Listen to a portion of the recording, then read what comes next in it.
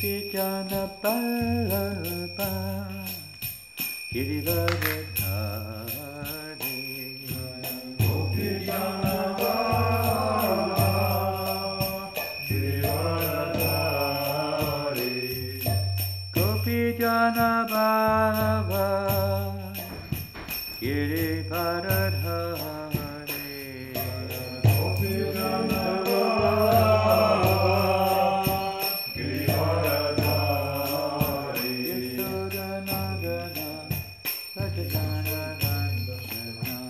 Yashodanandana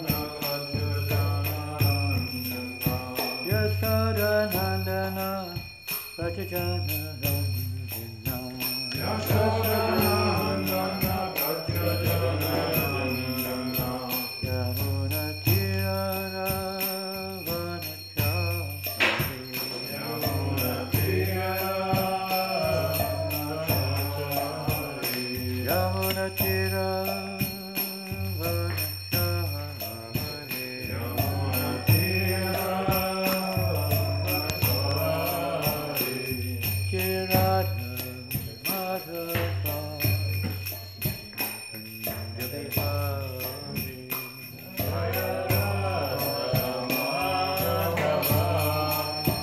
Punjabihari Jaya Radha Madhava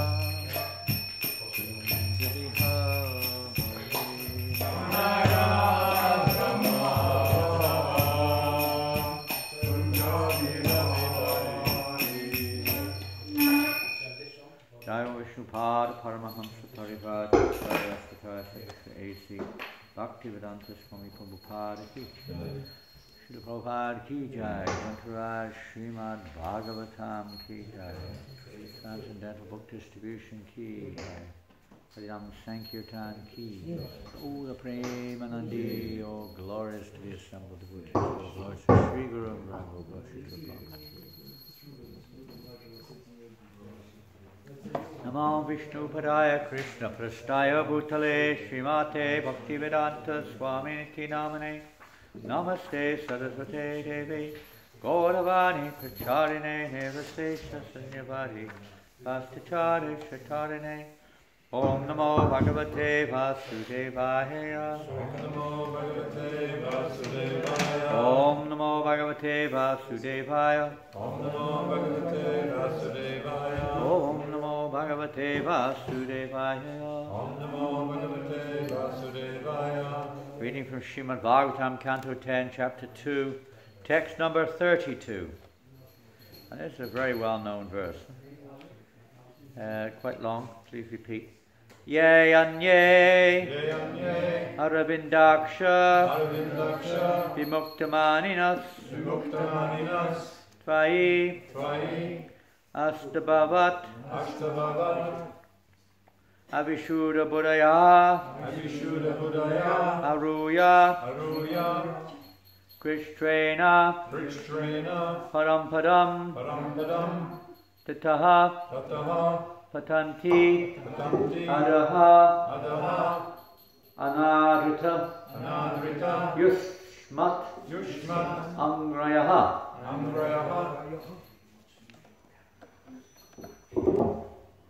Ye Ravindaksha Vimuktamaninas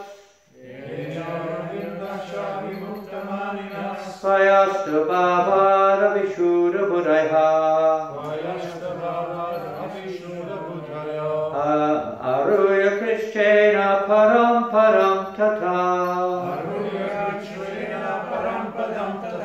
Atantya Donadita Yushmadam Vaya Ye Ravindaksha Vimuktamaninas Svayastabhava Vishuddha Buddhaya Aruya Krishna Param Tata Atantya Donadita Yushmadam Vaya Ye Ravindaksha Vimuktamaninas Svayastabhavada Vishuddha Buddhaya Aruya Krishna Param Padam Tata Patanchadonadrita Yushmadam Raya Ye Ye Ravindaksham Vimuktamaninas Svayastabhavada Vishuddha Buddhaya Aruya Krishna Param Padam Tata Patanchadonadrita Yushmadam Raya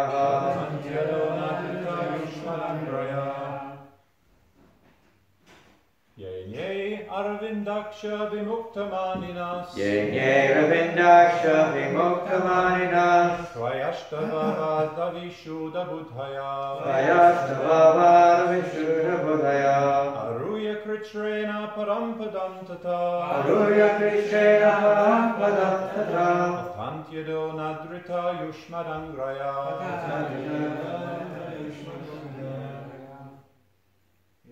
Ravindaksha Vimuktamaninas Ye Ravindaksha Vimuktamaninas Svayastabhavada Vishuddha Buddhaya Svayastabhavada Vishuddha Buddhaya Aruhya Krishna Param Padam Tata Aruya Krishna Param Padam Tata Patantyado Nadrishta Yushmadangraya Patantyadonadrita Yushmadangraya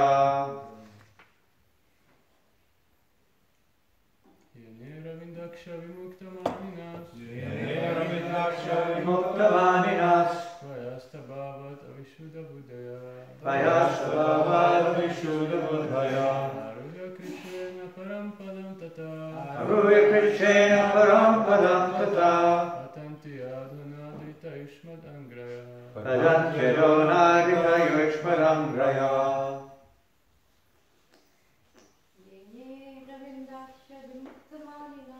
Ye Ravindaksha Vimuktamaninas Svayastabhavada Vishuddha Buddhaya Aruya Krishna Param Padam Tata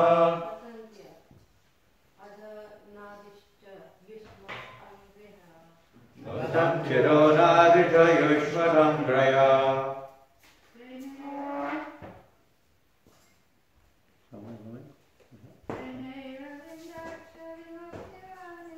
Ye Ravindaksha Vimuktamaninas Svayastabhavada Vishuddha Buddhaya Aruya Krishna Param Padam Tata Patantyadonadrita Yushmadangraya Yea and yea, anyone or all others Aravinda Aksha O lotus-eyed one Vimuktamanina falsely considering themselves free from the bondage of material contamination. Tvai, unto you. Ashtabhavat, speculating in various ways, but not knowing or desiring more information of your lotus feet. Avishuddha Buddhaya, whose intelligence is still not purified, and who do not know the goal of life. Aruya, even though achieving Krishna, by undergoing severe austerities, penances, and hard labor. Parampadam, the highest position, according to their imagination and speculation. Tataha, from that position, patanti, they fall. Adaha, down into material existence again. Anadrita, neglecting devotion to neglecting devotion to Yushmat, Yushmat, your, your, Angrayaha, Angrayaha, lotus feet. lotus feet. Translation and purport by Srila Prabhupada. It's quite a long purport. Probably as attentive as you can. Someone may say that aside from devotees who always seek shelter at the Lord's lotus feet, there are those who are not devotees, but who have accepted different processes for attaining salvation. What happens to them? In answer to this question, Lord Brahman, the demigod, said, O lotus-eyed Lord, although non-devotees who accept severe austerities and penances to achieve the highest position may think themselves liberated, their intelligence is impure. They fall down from their position of imagined superiority because they have no regard for the lotus feet. Purport by Srila Prabhupada. Aside from devotees, there are many others, non-devotees, known as karmis, jnanis, or yogis, philanthropists, altruists, politicians, impersonalists, and voidists. There are many varieties of non-devotees who have their respective ways of liberation, but simply because they do not know the shelter of the Lord's lotus feet, although they falsely think that they have been liberated and elevated to the highest position, they fall down, as clearly stated by the Lord himself in Bhagavad Gita. Ashridadana Purusha Dharmasyasya Parantapa Aprapyamam Nivartante Mityu Sangsaravatmani. Those who are not faithful on the path of devotional service cannot attain me, O conqueror of foes.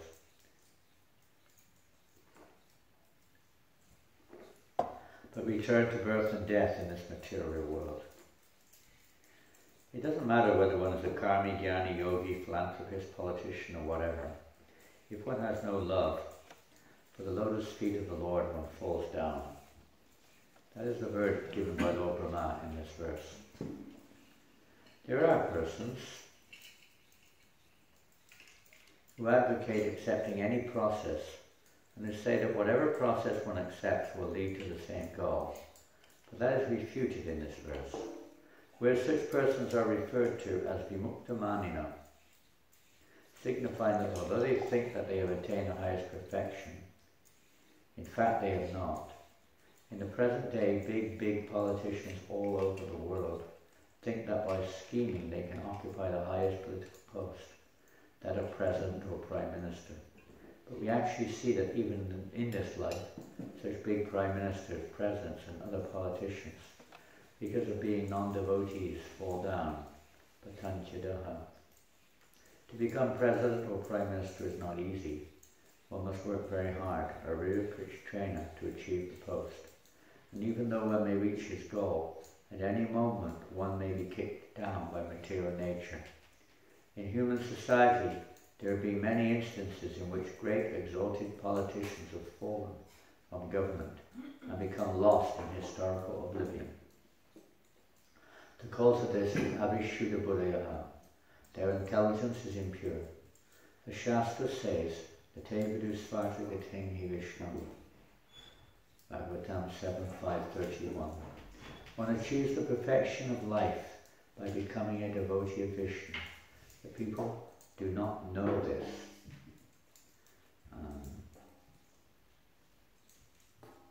Therefore, as stated in Bhagavad Gita 12.5, Kleshudikatastesham avyaktasapkachetasam.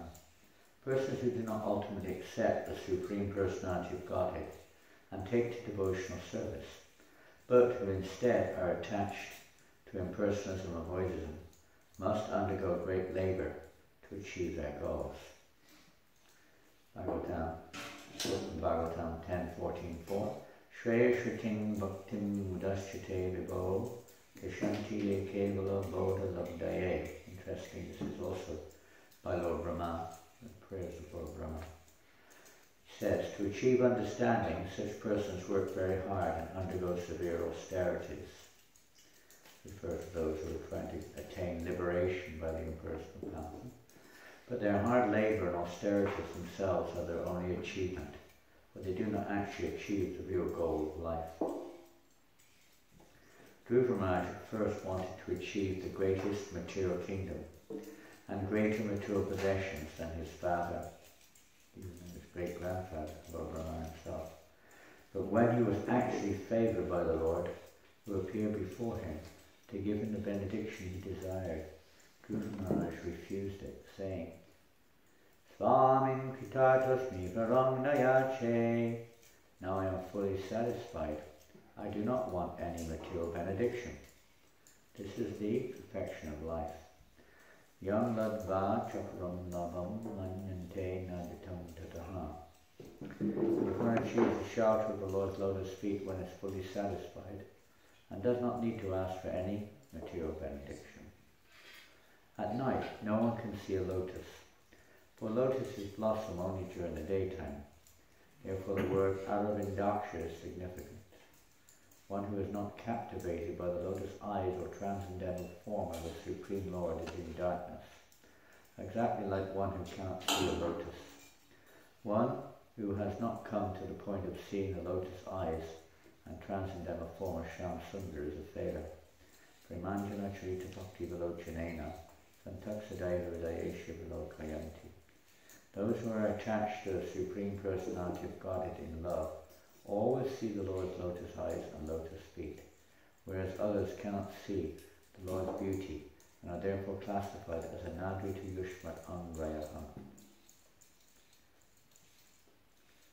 or neglectful of the Lord's personal form. Those who neglect the Lord's form are surely failures on every path in life. But if one develops even a little love for the Supreme Personality of Godhead, one is liberated without difficulty. Svapampya dharmasya trayate manato vayat. Therefore, the Supreme Personality of Godhead recommends in Bhagavad Gita 934, Manmana Bhagavad Madhyaji Mam Namaskuru. Simply think of me, become my devotee, worship me, and offer some slight homage to me. Simply by this process one is guaranteed to return home back to Godhead and thus attain the highest perfection. The Lord further affirms in the Bhagavad Gita, Bhamabhuta prasanatmana shochatina kamshati samapsarveshu bhuteshu mad bhaktim labate param bhaktyamam abhijanati yavanyaschasmi tatvataha tatomam tasato gyatva vishte tadanantaram. What happened to the purport? I'm still reading the purport. He's put the book away. T'as fini? Moi, ouais. You finished with it. Oh, you read it separately from me. Okay, fantastic. Could have kept it. Are you going to translate for him? Okay. When we come to speaking here. One who is thus transcendently situated at once realizes the Supreme Brahman and becomes fully joyful. He never laments nor desires to have anything. He is equally disposed to every living entity. In that state he attains pure devotional service unto me. One can understand the Supreme Personality as he is only by devotional service. And one was in full consciousness of the Supreme Lord by such devotion. He can enter into the kingdom of God. The end of purport. Very quite extensive purport, very well-known verse in the Srimad Bhagavatam, quoted many times by Srila Prabhupada to illustrate the, say, almost futility of pursuing other paths. Of course, if the other paths besides devotional service lead to devotional service, then they can be of value. Just like we see in the 4th chapter of the Bhagavad Gita, Krishna, we can bring the 4th chapter of Gita. Krishna describes there, in 4th chapter, Divya, the transcendental knowledge. Most of the chapter deals with, not say most, but a large sector of the chapter deals with processes which people undergo to attain their objective goals. And the just put that the joys of this type of book stand. The different activities which someone mentioned here in this purport: performance of charity, sacrifices, austerity, meditation, study of scriptures, and so on. Brahmachari life, pranayama. Many different methodologies which are recommended in various places in the Vedas by various sages for various purposes. They may be material, they may be spiritual. Many people desire liberation from the material world. It's indeed liberation. Some people desire freedom from sinful reactions. It's a form of liberation. As Prabhupada mentions in the purport to today's verse, many people consider material liberation. What's the slogan? Eternity, liberty and equality, isn't it? Right? Is that right? No, not eternity, what is it? Fraternity. Eternity. They're not quite on that platform yet. They have their objectives, and we've seen in this country, in all countries of the world, at various times there have been endeavours for liberation. Now we have women's liberation, gay liberation. What's the latest liberation? Black Lives Matter. Black liberation or something, I suppose. Some kind of liberation, so-called liberation. So probably refers a lot in the purport actually to political achievement. People think they can perhaps gain personal liberation, no longer being controlled by others, liberated from a certain situation which is maybe not so pleasing, whatever it may be. Freedom, a natural situation. Liberation in one sense, it says the mental, at least the mental idea, be it speculative, whatever, idea of being freed from a situation which is uncomfortable in various ways. But there are endeavours for liberation, as mentioned here, no matter what form of liberation, or maybe you don't want to be liberated from their sinful reactions or gain actually Brahman realization without Krishna consciousness, are all frustrated because there's nothing secure there. There's no permanent. Prabhupada often gives the example of going into space. You have to come back again. You can't reside there. You don't belong there. It may, for some time, one may stay there. Even going to the heavenly planets, we read in Bhagavad Gita on several occasions Krishna describing the position of those who go to the heavenly planets, and they return again to this mortal world, earthly plane, and they go lower. You can't stay still unless one is situated in one's constitutional position. Nothing is permanent. So in the 4th chapter of Bhagavad Gita, which is aimed at divine, Vijnana, transcendental realized knowledge, Krishna explains what that is briefly. Prabhupada mentions in the purport today, to attain to love of God or the lotus feet of the Lord. And that is attainable, as Prabhupada has mentioned, not by these other processes alone. They may, in many cases, give one the opportunity to, come into contact with devotional service. They may have their value in that sense within themselves, unless, Prabhupada says, unless they lead to devotional service, they're simply material. According to Srimad Bhagavatam, they're thus basically a waste of time. Even if if one does attain, as today's verse states, the situation of moksha, a liberation from birth and death, liberation from the three modes of nature, one is, whose tendency is to become, again, you can't say time, it's a nadi because it's beyond the measurement, and that time is measured within the material framework. There is no time measurement in Brahman. There's no such thing, there's no time frame beyond the material cosmos. Time only acts on the material world. Where the living entity is called Nitya Citizen, or our bondage in this world is Nitya Bada. Well, explained because there is no time measurement. Because living entities exist beyond the measure of time, and even in the form of Mahavishnu, the Lord himself, or Garbhodakshai Vishnu, whatever stage of annihilation one has to go through or experience. There is no time measurement as such, as we know it. Therefore, Nitya Bada, eternally conditioned. That's not our natural situation. The natural situation of Siddhi is not just to gain freedom from bondage, it's to be reinstated in our constitutional position. So in the 4th chapter we find many references to this effort to attain perfection.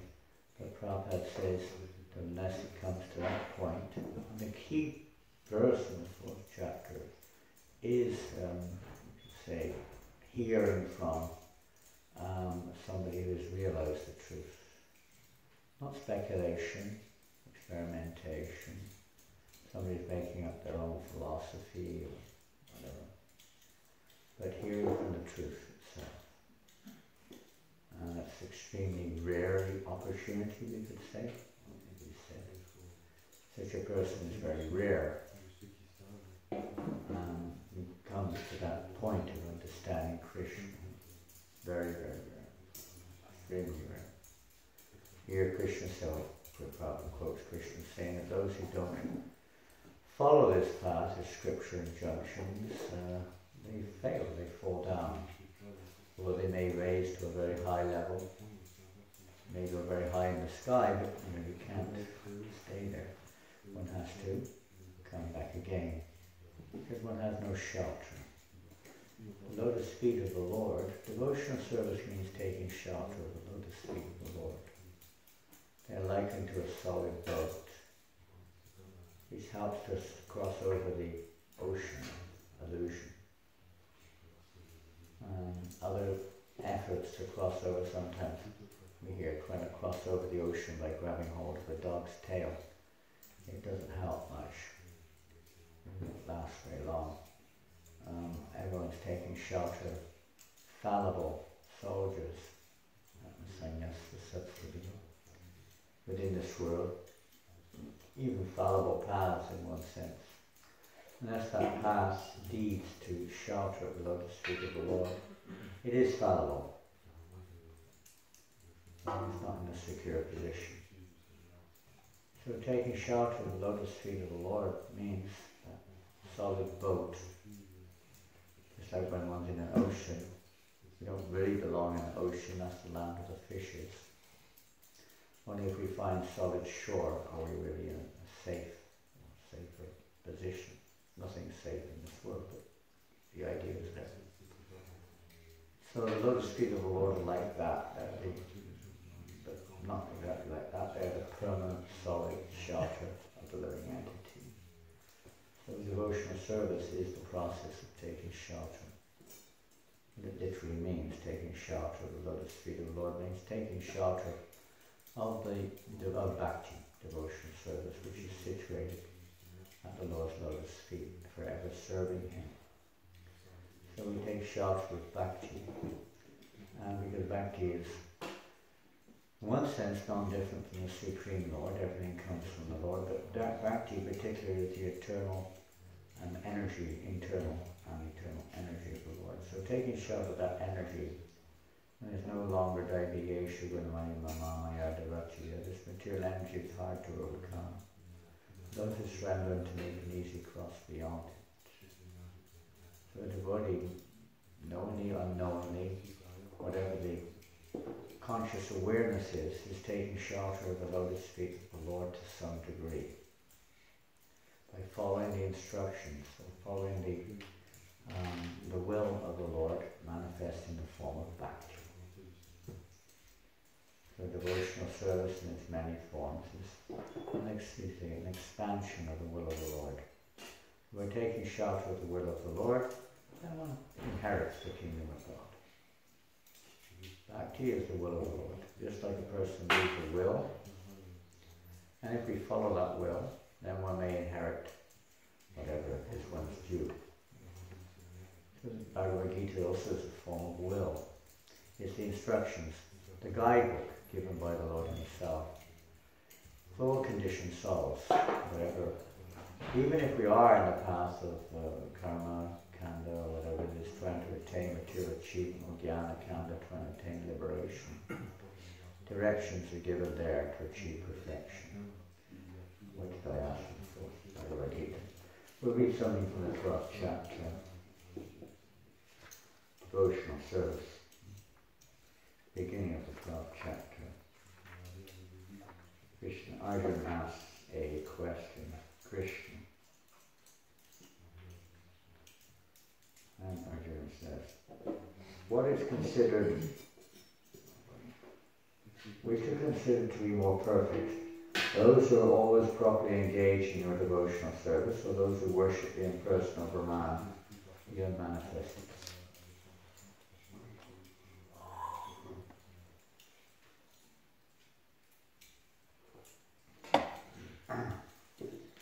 And Krishna answers, those who fix their minds on my personal form and are always engaged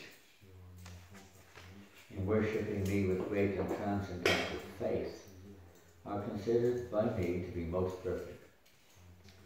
For those who fully worship the unmanifested, that which lies beyond the perception of the senses, the all-pervading, inconceivable, unchanging, fixed and immovable, the impersonal conception of the absolute truth, by controlling the various senses and being equally disposed to everyone, such persons engaged in the welfare of all at last achieve me. A very troublesome path, if we heard from Loverman, the 14th chapter. It's very troublesome. Their only achievement is the endeavour itself. But there is a chance, Bhavanam Jonanante, Gyanam Pachite. After many, many endeavours, lifetimes, one eventually comes to the Lord. And it's very different. Those who do not directly worship the Supreme Lord, but who attempt to achieve the same goal by an indirect process, also ultimately achieve the same goal, Sri Krishna. After many, many births, the man of wisdom seeks refuge in me, knowing that Vasudeva is all. Being frustrated and failing in so many ways to achieve the ultimate shelter, they may come to Krishna. When a person comes to full knowledge after many births, he surrenders unto Krishna. Prabhupada quotes the verse, Brahmabhuta Prasanatma, Nashotiti Nakanshiti. But there are different kinds of persons who pursue this path. Those pursue this path of impersonal liberation.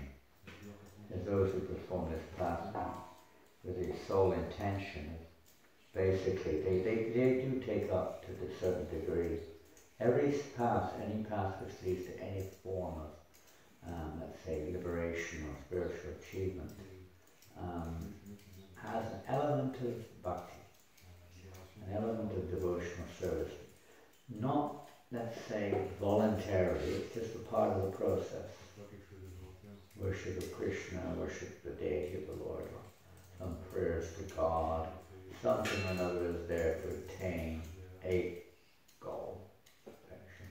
Some pious activity was performed according to Vedic instructions. At some point of time, something is going on there which has an element, it's rather indirect, but some element of devotion. Without that, practically one cannot achieve even ordinary liberation. But there are two kinds of, let's say, those who pursue this path. The one who considers that Krishna is Maya, his form is an illusion, he doesn't exist in reality. It's just a transformation, you could say, of Brahman, the mode of goodness which manifests in a material form, known as Krishna, be it in the mode of goodness, pure goodness, whatever. And by worshipping that form, one can achieve one's objective goals, which are not to serve Krishna. They converge into the Brahmajyoti. So many people follow that, more or less, it's the horizon for them. But that path, and that path does not lead in of itself to devotional service. Because one basically throws bhakti away as soon as one achieves one's goal. Bhakti is not interesting. Not say bhakti, but even any path.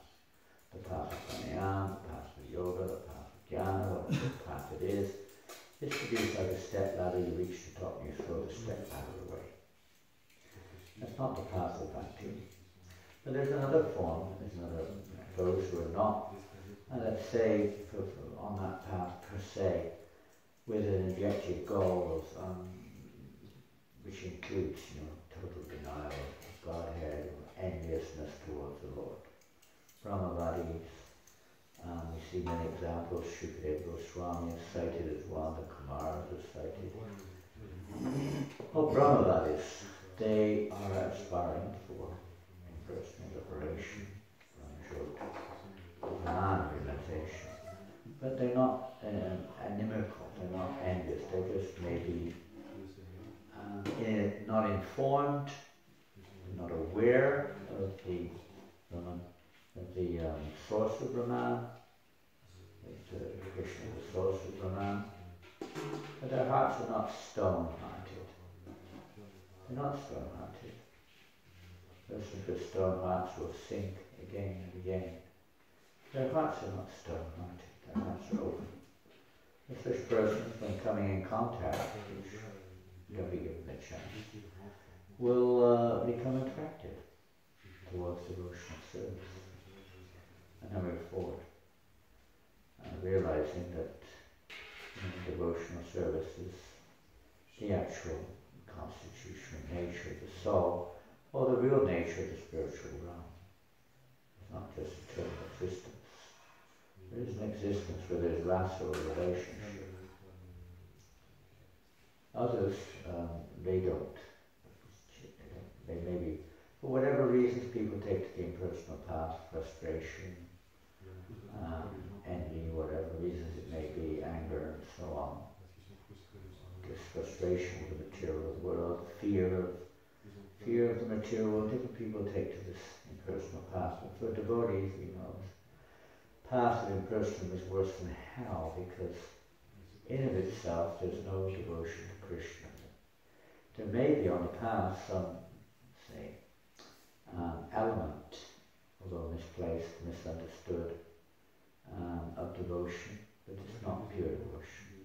It doesn't lead to loving devotional service to Krishna, but rather it's a means to a different end. So for that, devotees is unbearable.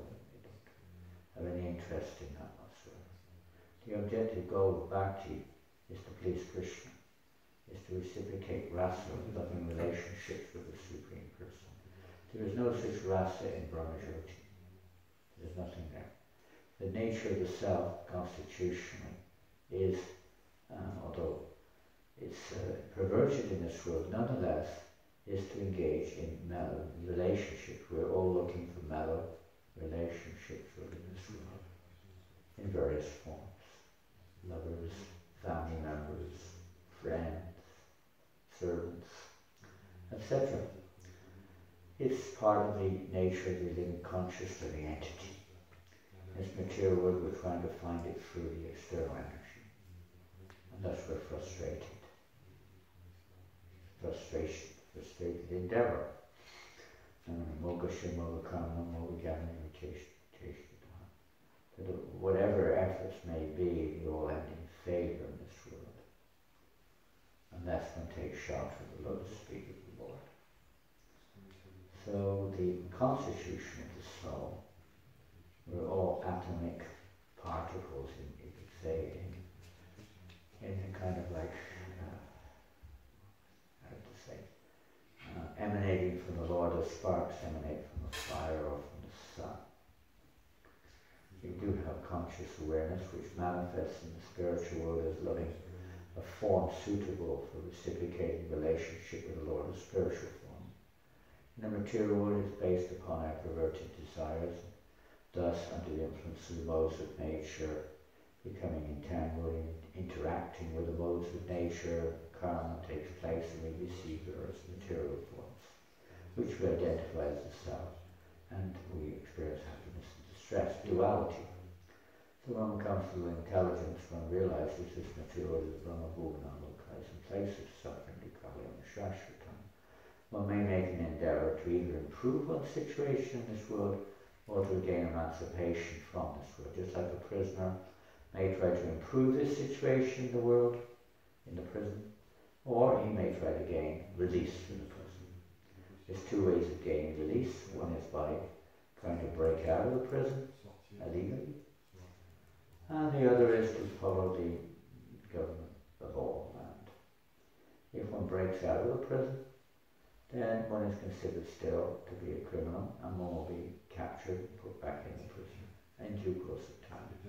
You may be free for quite a while, maybe a lifetime, but ultimately you're captured by the laws of nature, particularly, but usually by the law of the land, and put back in prison again, sometimes sentenced even more, because you again committed another crime, breaking out of prison illegally. So to break out illegally by not cooperating with the law of the land is not the recommended path. Persons who try to attain separate from the will of the Lord, liberation from this world, that don't abide by the law.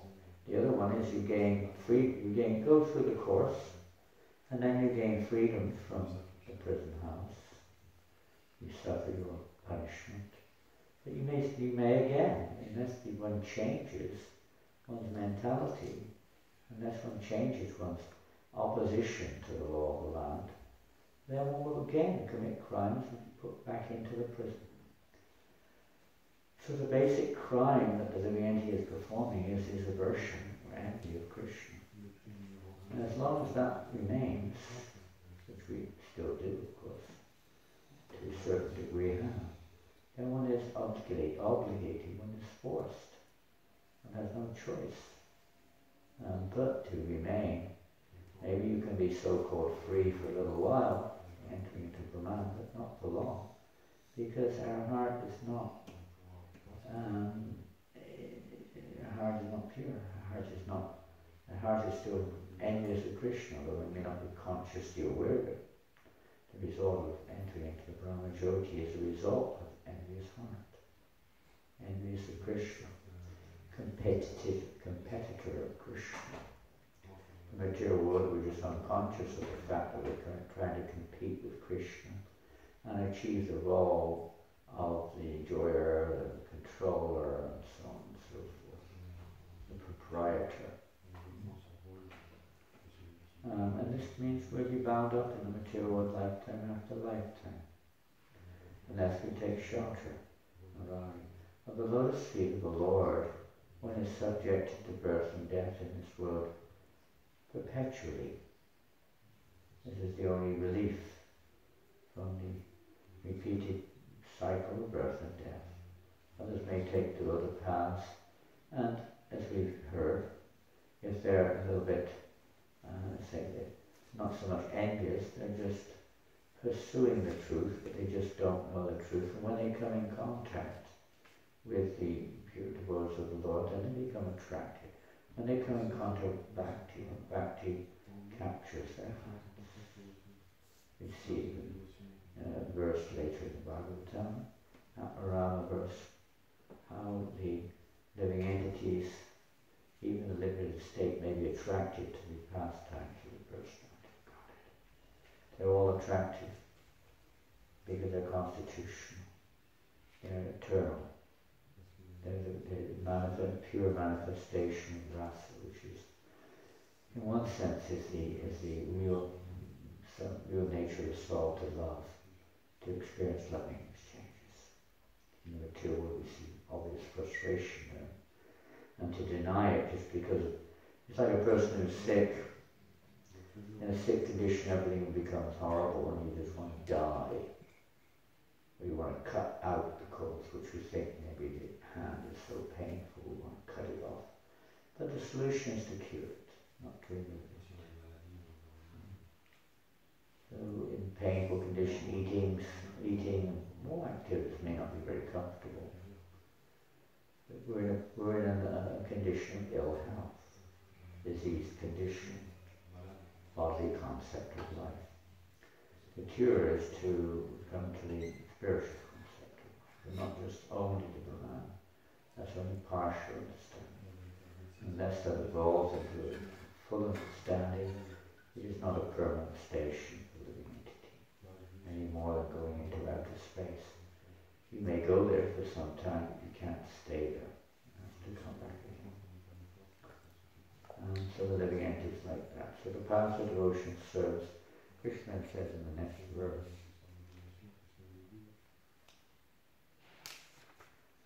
for those whose minds are attached to the unmanifested, impersonal feature of the Supreme, advancement is very troublesome. To make progress in that discipline is always difficult for those who are embodied. Very difficult. We're using our material mind, material body, intellect, and so on. Very, very difficult to detach to oneself entirely from the material elements. Rise up by various yogic process, kundalini or this or that, to that position of liberation from the physical plane. Very, very difficult. Especially in Kali Yuga, we're constantly harassed by material energies of various kinds. Very, very easy on the path to fall down. Even if one achieves that, let's say, incomplete perfection, one will fall down because it's incomplete.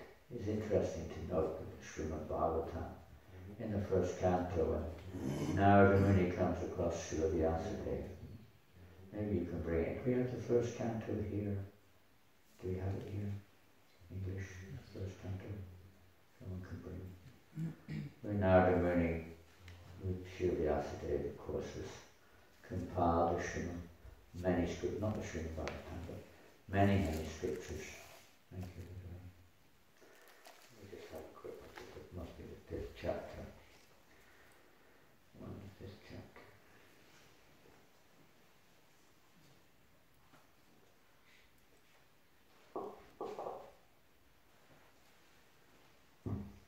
Yeah, he kind of chastises Vyasadeva.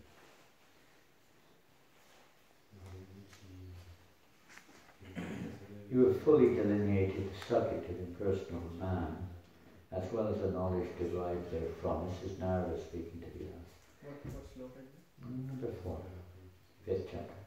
Why should you be despondent in spite of all this, thinking you are undone, my dear? Interesting statement.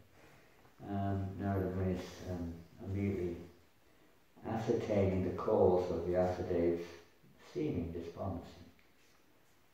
And Vyasadeva says, all that you have said about me is perfectly correct. Despite all this, I am not pacified. I therefore question you about the root cause of my dissatisfaction.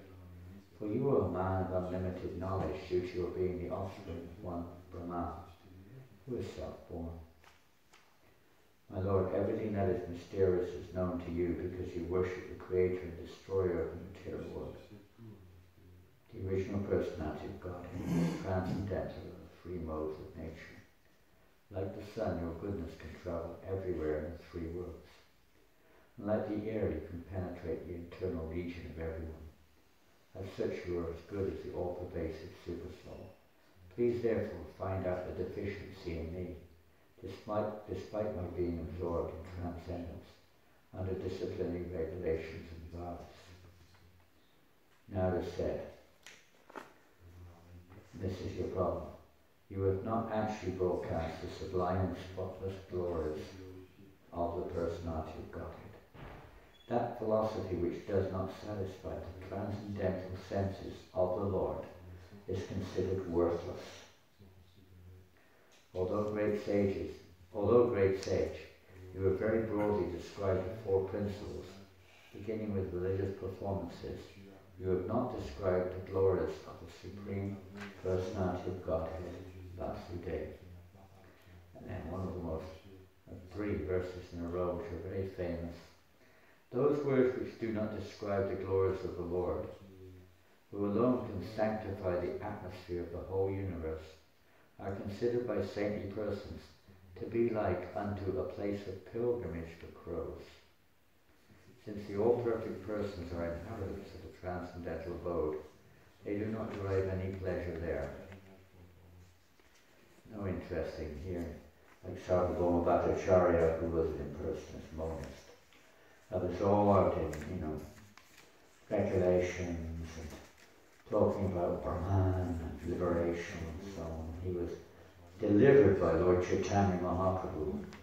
He was simply saying, how you saved me, simply out of boom, and like boom, well, it was just going like boom, boom, all nonsense. And now you delivered me from this hellish situation, basically. Because he was a monist, and coming in contact with Lord Chaitanya, he became a great devotee. On the other hand, the most famous verse in this section, Tadvagvi Shargo Janataga Plavo Smindam Lokam Avandiva Japi Lokam. On the other hand, that literature which is full of descriptions of the transcendental glories of the name, fame, forms, pastimes, etc., of the unlimited Supreme Lord, is a different creation, full of transcendental words directed toward bringing about, this is one of my favourite statements, full of transcendental words directed toward bringing about a revolution. And as you may know, the word revolution means returning to one's original state. It's not just overturning another form, replacing it with another false form, but it means to return to our actual root. This is why this movement is the only real revolution. Others may be trying to improve the situation in this prison house, others may be trying to get out of it. But either way, it's not a real revolution. It's just attachment, ragadvesha, place 2 is supposed to become free of attachment and aversion, and be fixed in pure devotional service to the Lord. Not even interested in getting out, so to speak, of the material world in one sense. Because one sees the material world as Krishna's energy, emanating from him, meant to be used in his service. The pure devotee sees every living entity as Krishna's eternal servant, just to be forgotten. Simply we have to remember our position in relationship with Krishna. Real liberation, real freedom means to re-establish ourselves in our constitutional relationship with the Supreme Personality of God. This is permanent, eternal, one never falls down again from that situation. Anyone who's short from that situation is subjected. We're unprotected. We could easily fall into an infallible situation, like a lost child.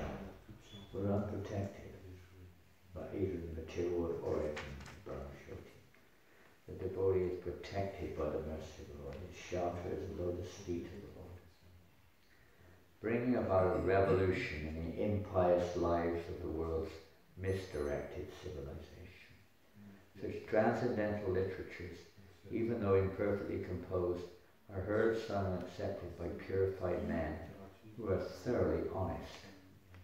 So they become attractive, just like Shukadeva Goswami, when he heard the Bhagavatam and they wounded his mother from Vyasadeva, in the condensed version or whatever, but when he heard that he became overwhelmingly attracted. And the very thought of Brahman or just merging into the Brahmajyoti became distasteful. The Kumaras, in their particular case, they smelled the fragrance of the tulsi buds being offered to the Lord and attracted their senses, and they progressed on the path of devotion. They remained predominantly Jnanabhaktas, but their attraction to Krishna developed. And this happens by association if one's heart is not hard-hearted. And then at verse 12, Narada says, knowledge of self-realization, even though free from all material affinity, does not look well if devoid of the conception of the infallible God.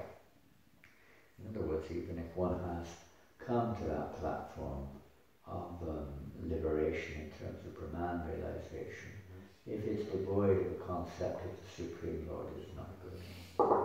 What then is the use of fruitive activities which are naturally painful from the very beginning and transient by nature if they are not utilized for the devotional service of the Lord? In some ways it's more beneficial to be in the illusory energy than it is to be in the Brahmajyoti, because in the Brahmajyoti there is no devotional service. There is no real awareness of an object to serve. It's the all-pervasive one. Energetic existence where every living entity is just existing, considering himself to be one and non-different than everything around him, or there isn't really any differentiation between oneself and that which is perceived. Simply a homogeneous existence. There is no relationship, there is no service, there is no duality, there is no nothing, it's not of that sort, it's just existence. Not a very exciting place to be. If you can imagine being in a situation alone with absolutely nothing around you, it's quite hellish when you think of it in one sense. But in the material world, it may be described in various ways, but at least there's a chance of devotional service if one is fortunate enough to come across bhakti in its, say, being carried by a bhakta, by a pure devotee of the Lord, bhakti may manifest. And then there's a chance of devotional service awakening in the heart. Constitutionally it's there, but it's very covered. Very covered up. Pure devotees, they, by their presence, that covering can be removed. And the attraction is interesting to note that devotional service is caused by devotion, it's not caused by any of these other methods. No matter what path we're on, unless one comes in contact with pure devotion, bhakti does not awaken in the heart. Bhakti is attracted by bhakti, like a magnet, like iron attracted by a magnet. So when that powerful presence of bhakti is there, then again if one's hard-hearted, stone-hearted, that's another thing. But most people are not quite like that. They can be somewhat attracted to bhakti.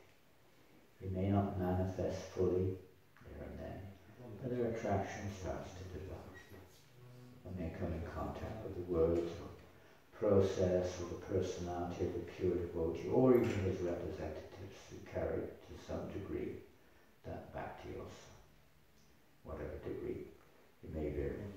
So the result may also be somewhat affected because of the lack on our part, a lack of pure devotion. We can't ignite that spirit of surrender, of renunciation, of dedication in the hearts of others.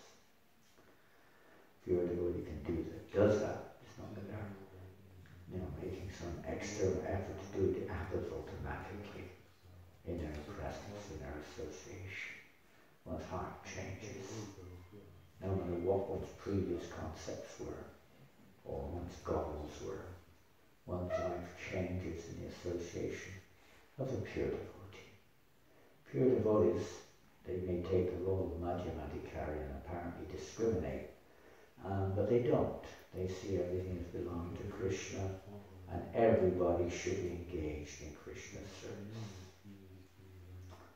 They don't, in that sense, they are not at all. They're only simply reciprocating, like the sun or the moon reciprocates with us. If we close our windows, that's our problem. Otherwise the sun shines for the demon as well as the devotee. So the pure devotee shines for everyone. He's there for everyone, depending on our heart or our attitude. mercy of the pure devotee means the mercy of Krishna. Krishna's mercy manifests because of the mercy of the pure devotee. They're all non-different from bhakti, and they come from Krishna. The pure devotees as the representative of the Lord, as we see when Yudhishthira Maharaj greeted his uncle Vidura. He stated like that, you are more than a place. Wherever you go, you establish a place of pilgrimage, which is shelter. That is a shelter, a place of pilgrimage. New Mayapur is supposed to be that place of pilgrimage here in France, where people can come and get an opportunity. Now what is that opportunity? That opportunity is to become attracted to Krishna. It's not just to do things, not just to eat and sleep and this and that. Comfortable, nice place in the countryside. No, the whole purpose is to become attracted again to Krishna. This is the purpose of the Dham, Tirtha, to develop one's attraction towards Krishna. And that attraction predominantly we see even in the early instructions of Siddha Goswami, that attraction is evoked by Shushushoshu Dhanasya, by serving those devotees who are pure in heart. And what is the effect of serving those devotees who are pure in heart? Surely, of course, our heart becomes purified. The Lord purifies our heart. He removes the abundance of the dirty things in our heart. But the actual process, or the effect, let's say, the practical effect, is that one's attraction to hearing and chanting about Krishna develops. It becomes stronger to hear and chant about Krishna. This is how primarily the prime process of awakening or attracting our desire and beyond and above all other desires, which will annihilate all other desires when our attraction towards hearing and chanting the holy name or the pastimes, form, and qualities of Krishna becomes stronger and stronger in our lives. Otherwise, the attraction for the material energy continually remains. This has to be primarily the purpose of our movement, which it is. It's the essence of our movement, to come together, and particularly it's recommended that we come together and hear and chant about Krishna, or Krishna's devotees, or Krishna's pastimes. They're all non-different. Krishna's mercy is manifesting in various ways. And of course it manifests in perverted ways also, you could say, or in ways aside from devotional service. It's his mercy also that he's fulfilling the desires of the atheists or the non-devotees, etc., etc. That's why he's called Suridam Sarvabhutanam. We sometimes don't go deep into that.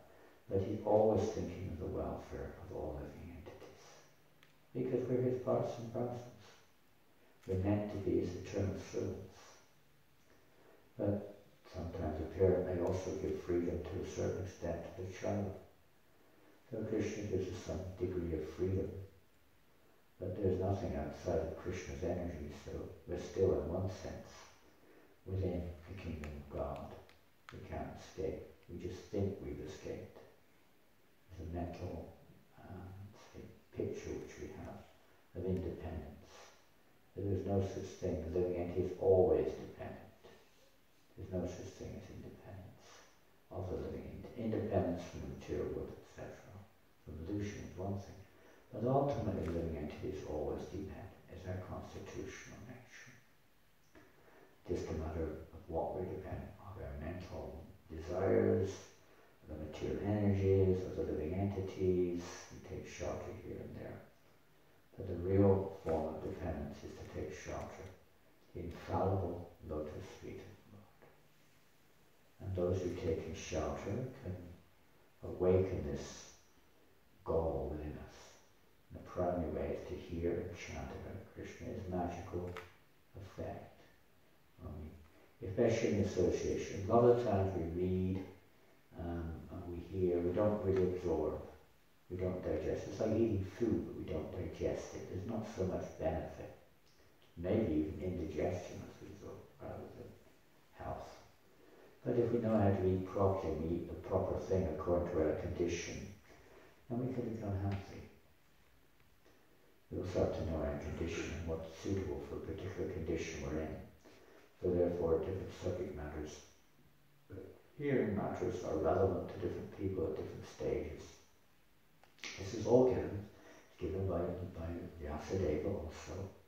But unless that leads to the ultimate purpose of it all, it remains short of the mark and one will not feel completely satisfied, as was the case with Vyasa.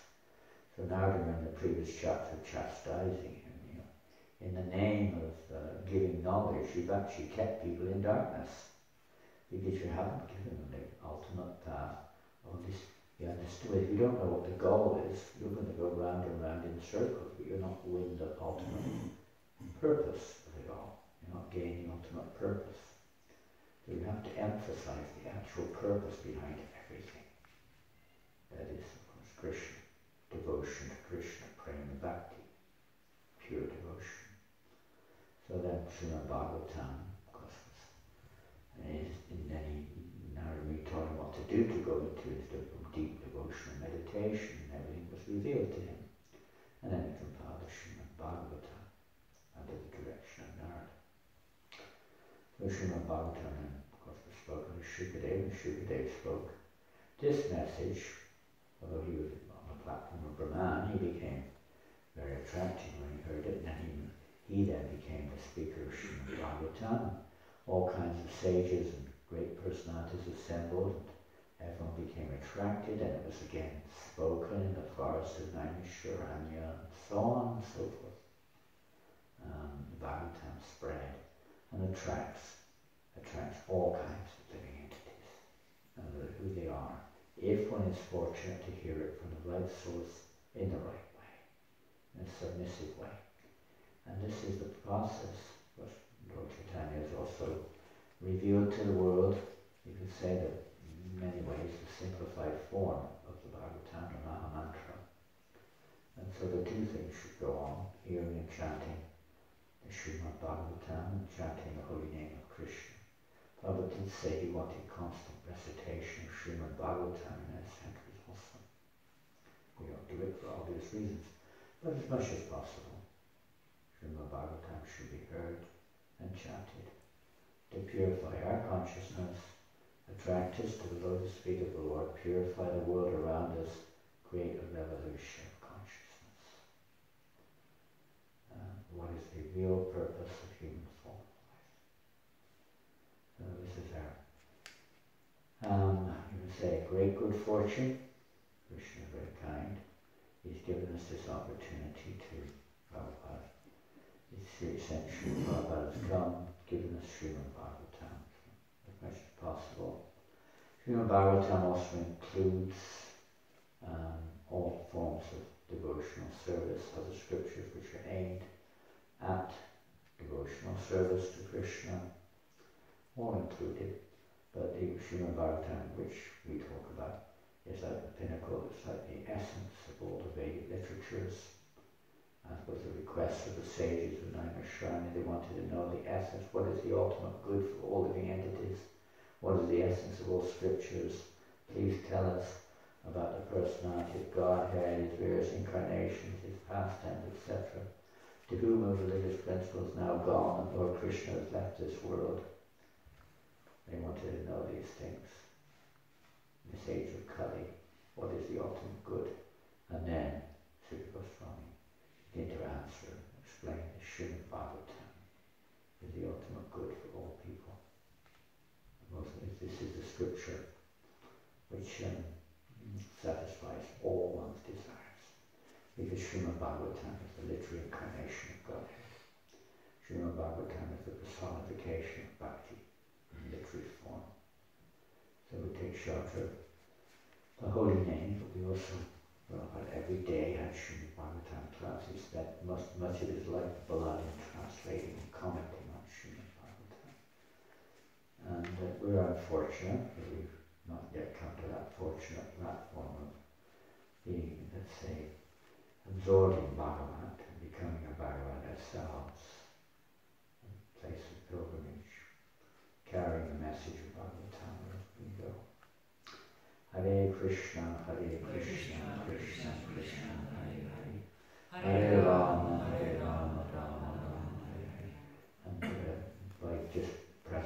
and saving of the living entities from the jaws of the crocodiles, either impersonalism or Sunyavad, Mayavad, whatever it is, or materialism. We put in the grips of these unfortunate illusions. Hare Krishna.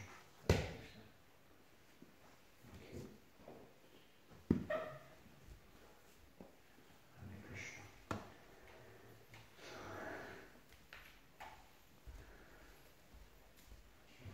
Any questions?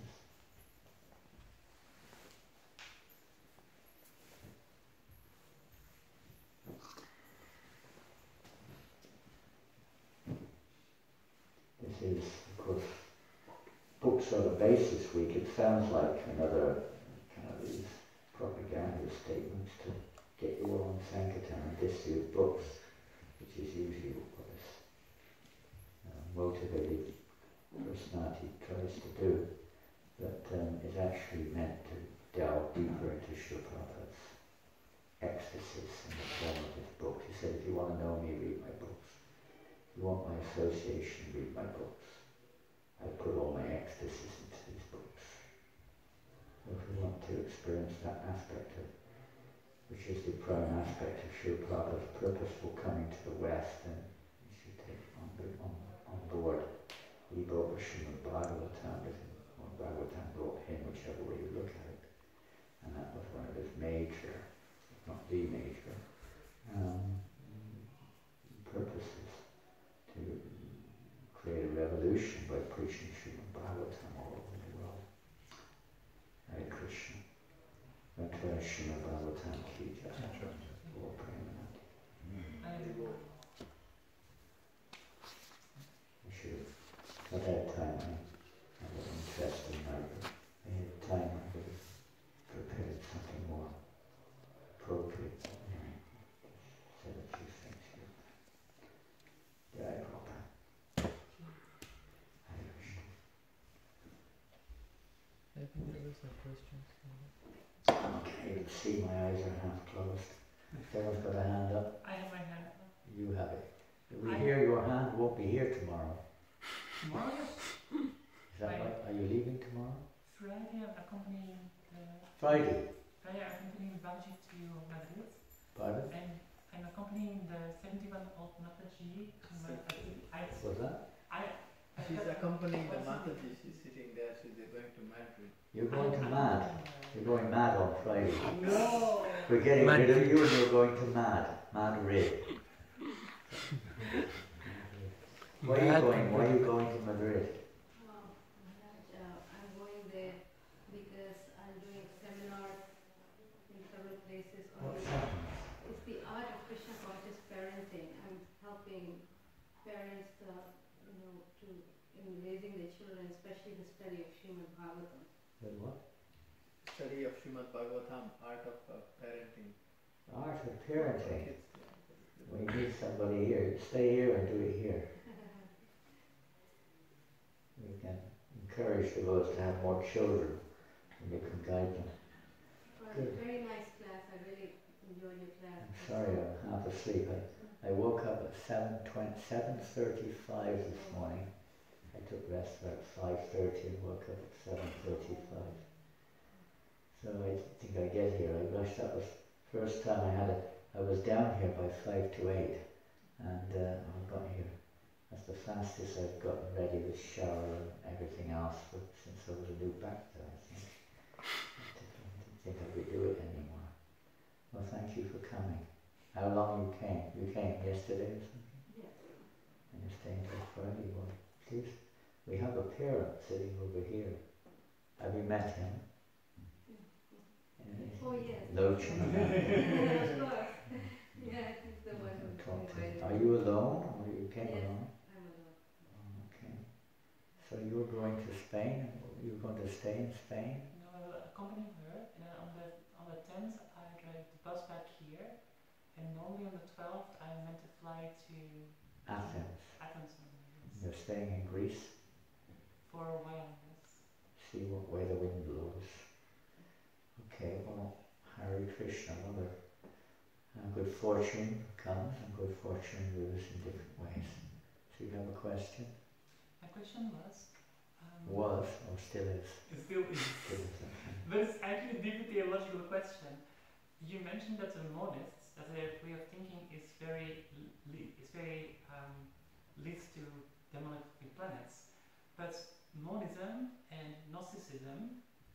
Which ism? Gnosticism. So monism is attached to Narcissism. Monism is attached to Gnosticism, and in Gnosticism you have the monads and the demiurge, and the monads is actually very similar to Krishna. It's a version of Krishna, while the demiurge is Maya. So Can you stop for a minute? I'm not catching all the words. Monism is similar to Krishna? What does that mean? The monism is the devotion to the monads. And the monads is a theological... Mona Lisa? No, the monads. And the monads is a word for Krishna, for God, in Gnosticism. And in Gnosticism is a dualistic faith where you have the demiurge and the monad. And the demiurge is Maya, while the monad is Krishna. I'm getting quite lost here. She said Gnosticism, sorry, not narcissism. Yeah, I was thinking about narcissism. I'm trying to think. Well, I could say it's related to narcissism because narcissism is always seeing the self in the center and glorifying of self. To some extent, you could say monism is the same principle, isn't it? Because you're seeing yourself as, all that is really, ultimately. It's raining outside. I hope someone closed the windows on the car. So what is the other word? Gnosticism? Gnosticism. G-N-O-S. Oh, Gnostic. Yeah. Yes. Gnostic, yeah. Not agnostic, but Gnostic. Yes. That means what? Believing in a God? In Gnosticism, you have two opposing forces because dualistic faith. So you have the demiurge, which is Maya. The demi? Demiurge. Demiurge? Yes, the demiurge is Maya. It's Maya. Maya, okay. It's Maya, and the monad is the supreme Lord. Personality, okay. Yes, and in that sense, they worship the supreme personality of Godhead because it's the only way to escape from the demiurge, from the demonic world. Okay. And so that's why I was wondering, why does monism lead to demonic planets, while Monism doesn't lead to the demonic planet. Monism is the philosophy that everything in this world is Maya, and in reality everything is Brahman, and that's the end of it. So they may worship whatever they may worship, whatever their concept of the supreme may be, but if it's devoid of, let's say, the path of bhakti, then it's not complete, it's not correct, it's not full. So with Gnosticism, we don't hear it much spoken, I don't think, really in terms of although it may be there as a philosophy or as a path, but the path to worshiping God in many, many different forms is there. But it should also be understood, what is the attitude, what is the motivation of the worshipper? What is the motivation of the practitioner? Is his goal to gain freedom from the lower planets, or material energy, or whatever it may be, or is his purpose to attain eternal, everlasting, loving, devotional service to Godhead? And then you have to know what Godhead is. It's not a figment of imagination. It's not a concoction. The Lord himself reveals himself. He doesn't reveal himself otherwise. The path to understand the Lord is bhakti, devotional service, bhakti mama vijanati avinyaschavidapata. So the Gnostic is actually following the path given by the Lord in the form of pure dharma, pure religions. Then, if he's actually theistic, actually devotional, not impersonalistic, or denying God's presence, or denying his existence even as a personality anyway, and only accepting his energy, that's something else. But if he's actually theistic and he does believe there's a supreme, my business is to cooperate, serve him, etc., then he'll be guided on that path. He may be on a path right now which is somewhat devoid of loving reciprocation, but at least he's following the rules or the guidelines that the Lord has given us. The religious principles are given by the Lord. They're not manufactured by human beings. They're given by Himself. The path which leads, if we want it, that is, to developing, awakening our dormant prema within a love within our heart for God. Most people don't kind of quite, they often see God as an order supplier. We either free us from this world, satisfy our spiritual desires, if we have any, liberation or something like that, or achieve some material success, an elevation to a heavenly planet or something. Most people have one of those type of relationships with God, which is not very well. Nonetheless, if they follow the proper path of achieving that, they can gradually, they're trying to gradually advance towards, say, the ultimate purpose behind it all, not just the relative purpose. So Gnosticism, like every other philosophy, is a two-way thing, depending on where it stems from in terms of its authenticity or its being, say, bona fide, and also the practitioner, what your objective, what your intentions are, what your purpose and attitude is. So you can't necessarily label everyone in the same category on any path. It also depends upon their attitude therein. If their attitude is ultimately that they really do want to simply be an instrument for the pleasure of the Lord, or serve God or something, well, they're definitely going to get directed. We all go through ups and downs and make mistakes and get, maybe take a wrong turn on the path sometimes. It's like we're driving a car. You may take a wrong turn for whatever reason, but you get back on the path again. If you're serious, you look at the rules again, you look at the book again, you look at the GPS again, or whatever it is, and you try to get back on route again. So spiritual life is like that. But if you don't know what the goal is, you're definitely going to get lost. So understand the goal is quite important. If you don't know where you're going, it's pretty hard to get there. You're going to get somewhere, but you have to know where we're meant to be. So ultimately,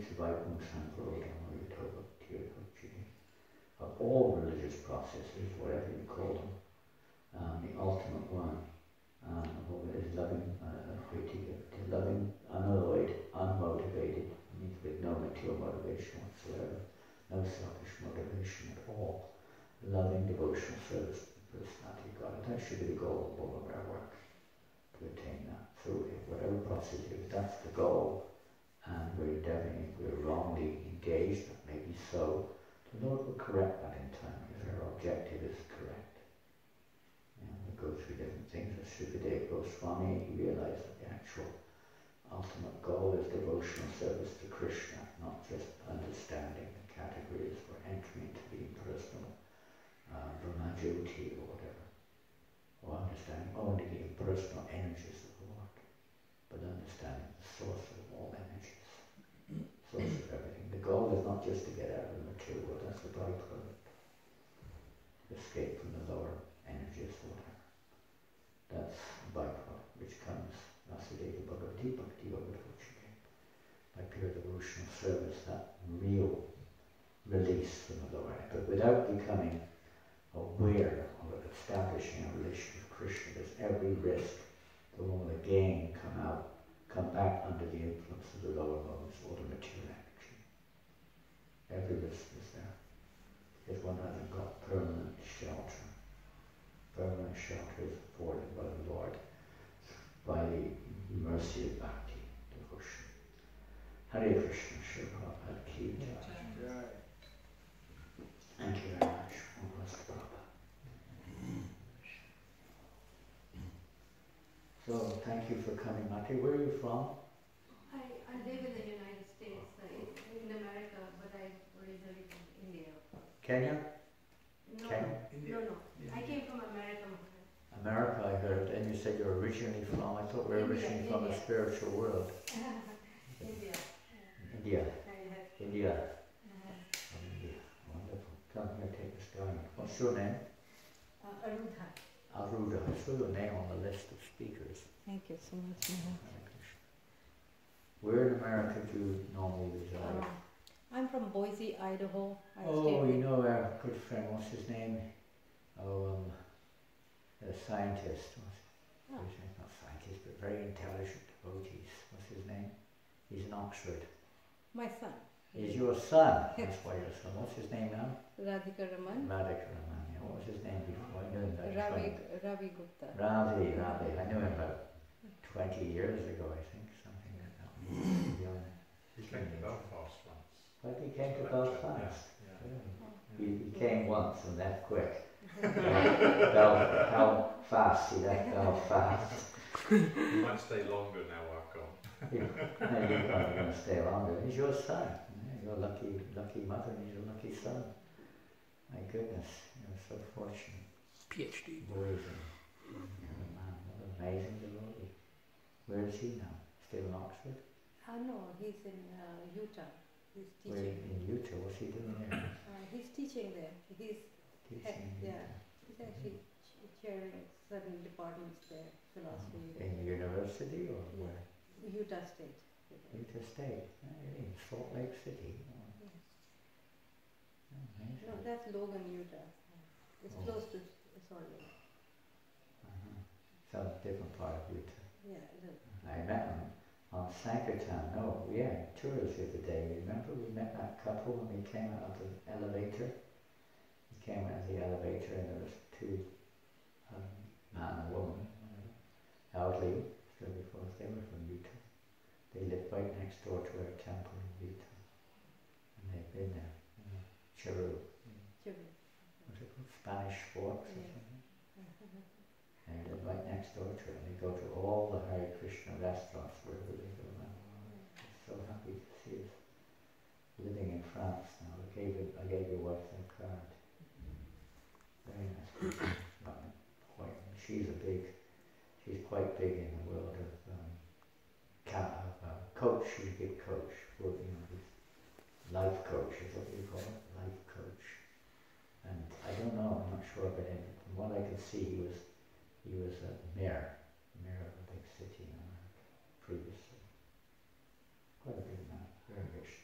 I tell they were very rich because he said we just came from London and they went to the restaurant. I was thinking, so when we were staying in the Hilton Hotel in London, we visited. If we were staying in the Hilton Hotel in London, we're going to be quite rich, I think. I think so, isn't it? Yes. I think we're living here now, just an hour or two from here in France, just south of here. Utah. So you're happy? Good. Now you are traveling like a Vanaprasthi, preaching all over the world. Fantastic. Keep it up. Hare Krishna. Go back to Godhead. Hare Krishna. We give it back to you. So a safe journey wherever you're going. Hare Krishna.